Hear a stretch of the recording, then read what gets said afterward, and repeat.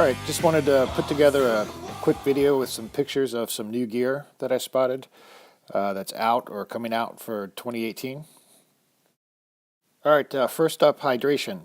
You may be familiar with the Kriega Hydro 3. It's a 3-liter hydro pack with a small pocket on the outside. But this year, Kriega has come out with the Kriega Hydro 2. It's strictly a hydro carrier. It's 2 liters. The body's made out of super tough stuff. Looks like it'd be of interest to people, especially racers, or if you just want to go as light as possible. But it looks pretty cool, and it still has Kriega's, floating harness in the front with like the rotating buckle, so it should be very comfortable. And of course, it's going to come with Kriega's 10-year warranty. Okay, shirts and pants. I generally like Klim pants a lot. I do have some Icon Raid and Arrakis pants for when it's super hot.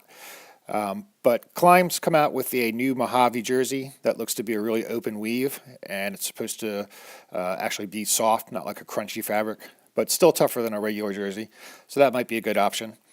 As far as pants go, they've redone the Mojave pants. They're available in the boot or out of the boot. Instead of having like accordion stretch panels above the knees and like behind the knees and things, they've replaced it with a 4-way stretch material, and it looks like they put a lot more mesh on it while still retaining like the very high denier seat and knees and everything, which is really all you need off-road. So those should be definitely improvement. Now, in the previous year's version, the 2016 version, dudes were saying that they slimmed down the legs a lot, and they didn't really fit great with knee braces. So Klim has actually made a marketing point of saying that they work with knee braces very well. Also, the Dakar line of pants was updated with new colors and also the same kind of new stretch fabric above the knees and things. The Dakars are really good when it's cold out. All right, moving on to boots. I'm a big fan of Forma boots. Forma is an Italian company, just like some of the other big Italian companies like Guerney and CD and Alpinestars. The boots are made in Europe as well. They're made in like Romania, so they save on labor costs. So they're generally less expensive than like a CD boot, but you're not giving up anything in quality. The ones I currently run now are the Terrain TX Enduros. I like those because they're a dual hinge boot, and they also have an Enduro sole, so it's not slick like an MX boot sole. It's not like a hiking boot, but it's like somewhere in between. So it doesn't really get caught up on your pegs, but when you're walking around in the mud or slipping around on a hill, it gives you good grip. So anyways, for 2018, the TX Enduros are back. They have basically an updated buckle. They get a higher end buckle system. And unfortunately, the Enduros only come in one color, black. That's what you're going to get. But those are a really good boot. It's a mid-price boot. Should be like $300 or less. And I would say that they're better than anybody else's mid-range boot. They're comparable to the CD Crossfires, which would be their mid-range boot, except for the Formas, I believe, are more protective. And they're very close to a Crossfire 2 TA. They just don't have some of the comfort features like memory foam all over the place. So they're a little more bare bones in that respect, but they're not really bare bones on protection. All right, continuing with our Forma boot love. This is the Forma Predator 2.0. Now the Forma Predators, the previous version, were always reviewed as being extremely comfortable, like more cushy and like kind of like envelop your foot in plushness, even compared to like the Crossfire 2 TAs. But they were also dinged because they were a very heavy boot. This year, Forma has knocked over 500 grams off the weight of the boot, so that's like a pound less per boot. So now they're one of the lightest premium boots. So this is going to be like at the higher end of the price scale, getting up there close to like the Crossfire 2 TAs or 3 TAs. A couple things to note about them is they have a dual hinge system that's made out of carbon fiber, which has hyperextension stops. They are loaded with memory foam padding. They're super heavy duty boots, but now that they've gotten the weight down, they should be awesome. I'm showing the white version here. That has a MX sole, and it is a replaceable stitched-on sole, which is a better quality construction than bonded soles. There will be an Enduro version with the Enduro sole, but that will be, again, available only in black. All right, last boot, I promise. This is the Forma Terra, and we're looking at the prior year version right now. So notice around the ankles, you have like a TPR or TPU protection there.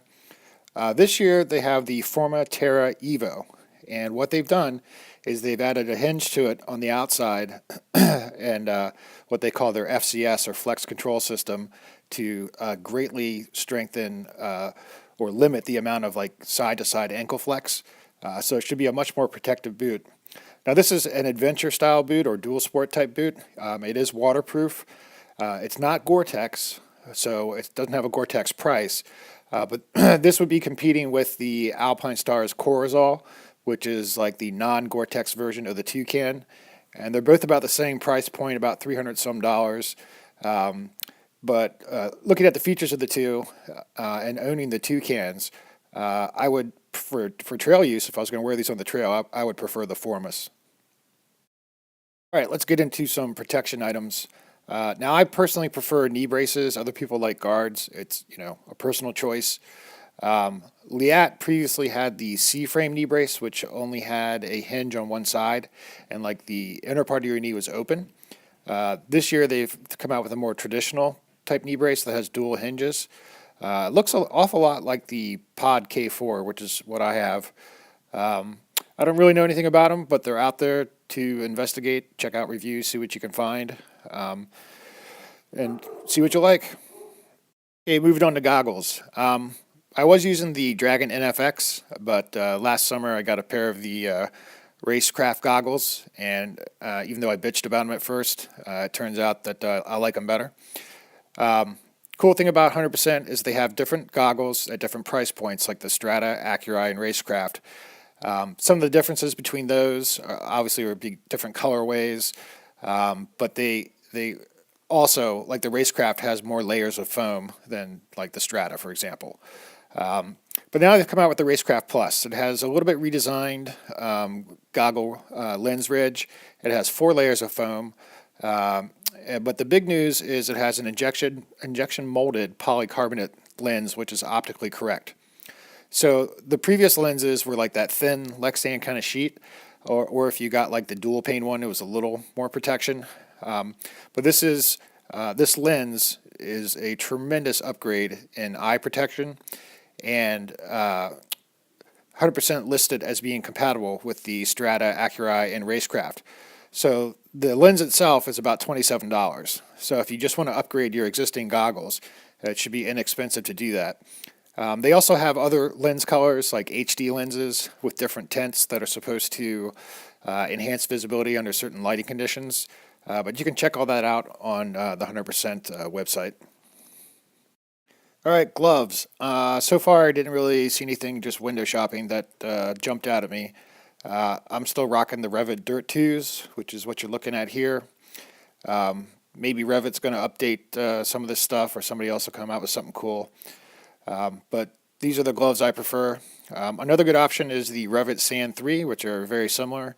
It's a Dynex mesh glove but with like a softer kind of flexible honeycomb knuckle protection and stuff.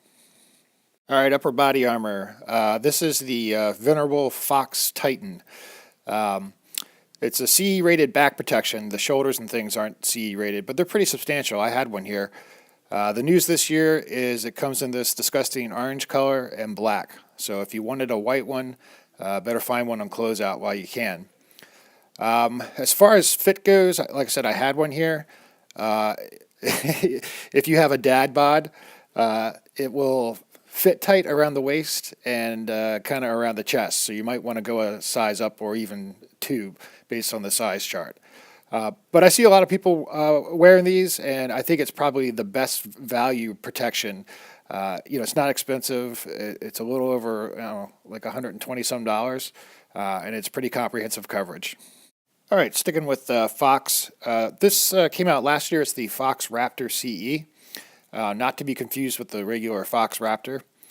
This one has a removable pad in the back that gives you CE2 rating on the back protection. Now the front and shoulders aren't CE rated, but they're pretty substantial.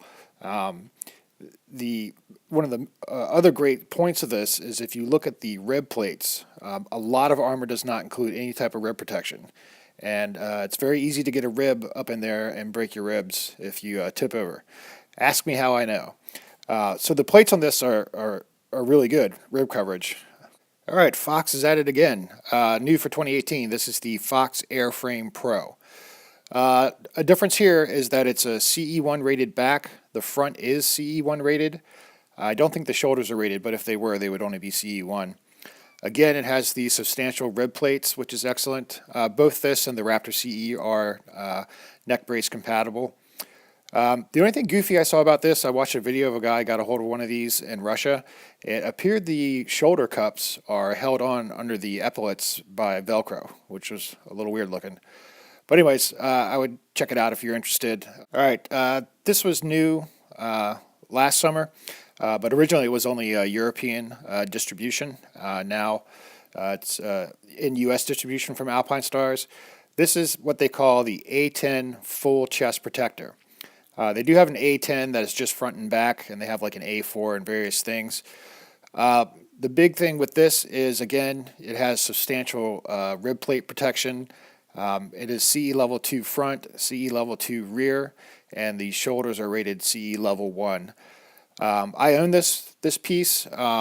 Is what I wear when it's hot out or super humid and I just can't stand it. It's been good. I like it. But I would be remiss if I did not mention my favorite armors. This is the TekVest Rally Max. At some point during the year, it becomes too hot or humid for me to wear this. But this is the most comprehensive protection that I feel is available for off-road riding. See my earlier video, like it's a real old video about my upper body armors. I go into details about this and some of the other stuff. This next one is the TekVest Crossover. I have it with optional shoulders. And this is a lighter weight version of the Rally Max, breathes a lot more. So I generally try to wear my TekVest like as long as I can throughout the year. And then when it just becomes too hot, I go to the Alpinestars A10. All right, finally, we'll conclude with a couple helmet things. This is the Fox Racing V3 helmet. It's a carbon matrix helmet. It's pretty lightweight. It's got all the safety features you would expect, but it also has a MIPS liner, which is a slip liner that can help reduce concussions. And another cool feature for this year is instead of having screws on the visors, they have magnets.